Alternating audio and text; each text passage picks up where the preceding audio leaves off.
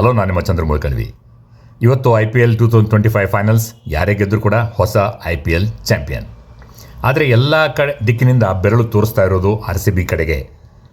ಮೊದಲೇದು, ಯಾಕಂದರೆ IPL ಇತಿಹಾಸದಲ್ಲಿಯೇ 2016 SRH ಬಿಟ್ಟರೆ top 2 ಟೀಮ್ಸಲ್ಲಿ ಯಾರು ಕ್ವಾಲಿಫೈ ಆಗಿ ಬಂದಿದ್ದಾರೋ ಅವರೇ ಚಾಂಪಿಯನ್ ಆಗಿದ್ದಾರೆ. ಅವರಲ್ಲಿ ಒಬ್ಬರು.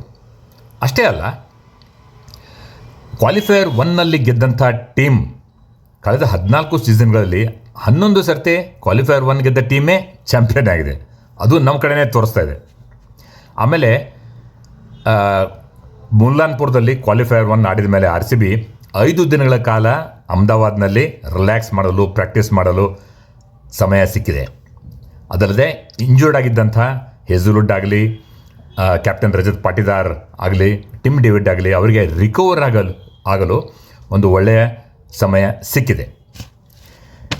ಅಷ್ಟೇ ಅಲ್ಲದೆ RCB ಟೀಮ್ಗೆ 3 ಬಾರಿ ಫೈನಲ್ಸ್ ಆಡಿದ ಅನುಭವ ಕೂಡ ಇದೆ. ಅನುಭವ ಭಾಳ ಮುಖ್ಯ.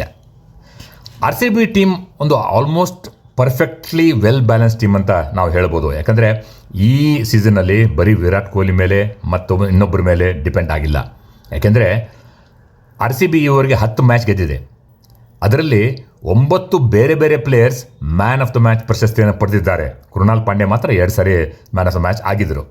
ಇಷ್ಟೆಲ್ಲ ಇದ್ದ ಮೇಲೆ RCB ಮೊದಲನೇ ಬಾರಿಗೆ IPL ಟ್ರಾಫಿ ಗೆಲ್ಲಲು ಇದೊಂದು ಸುವರ್ಣಾವಕಾಶ ಅಲ್ವೇ? ಏನಂತೀರ?